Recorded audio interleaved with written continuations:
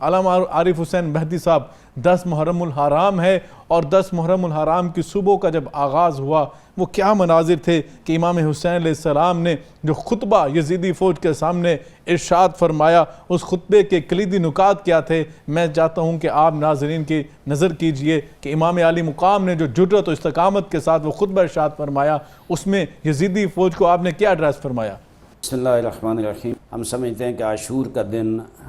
عالم اسلام کے لیے بہت مشکل دن تھا۔ حضور اکرم صلی اللہ علیہ وآلہ وسلم کی آل و اولاد، ان کے نواسے، ان کی نواسیاں کربلا کے ریگستان پہ غربت کے عالم میں اور مظلومیت کی عالم میں عاشور کے دن موجود تھے۔ مجھے بتائیں، تاریخ میں ہے کہ تاسوعہ یعنی کل جو 9 محرم کا دن تھا،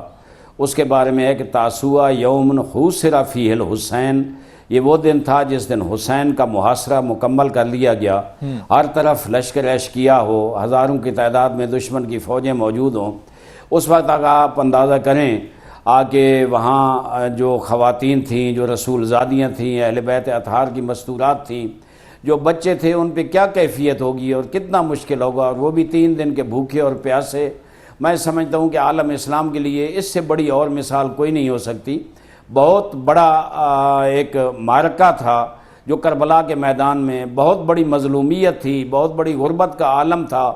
آج اس میں امام حسین نے اتنی بڑی قربانی دی۔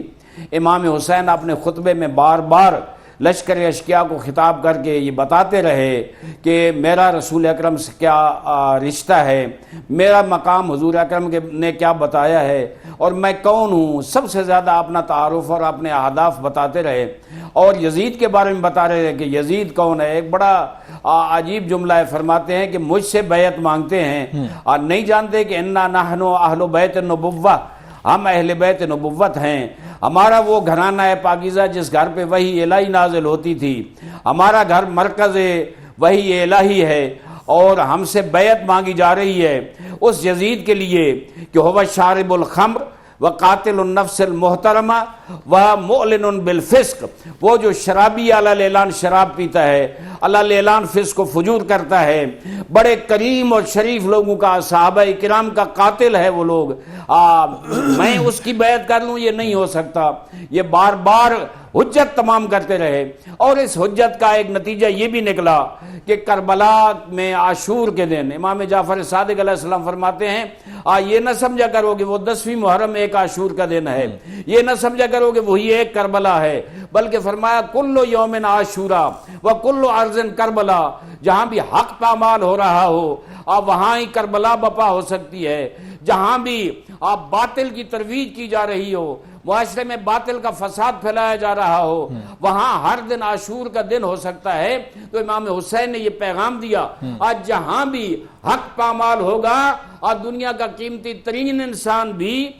یہی کردار ادا کرے گا جو میں کربلا میں ادا کر رہا ہوں۔ جناب حرکانہ اور دوسرے کچھ لوگوں کا، آپ کو پتہ ہے کہ 9ویں محرم کی شام کو عمر سعد نے یہ فیصلہ کیا تھا کہ ابھی جنگ شروع کرتے ہیں، لیکن امام حسین نے حضرت غازی عباس کو بھیجا اور کہا کہ دنیا جانتی ہے کہ میں اللہ کا عاشق ہوں، میں ذکر خدا کرنا چاہتا ہوں، میں قرآن کی تلاوت کا عاشق ہوں، میں چاہتا ہوں ایک رات مہلت مل جائے تاکہ میں اللہ کے قرآن کی تلاوت کر سکوں اور ذکر کر سکوں اور عبادت میں گزار سکوں۔ وہ رات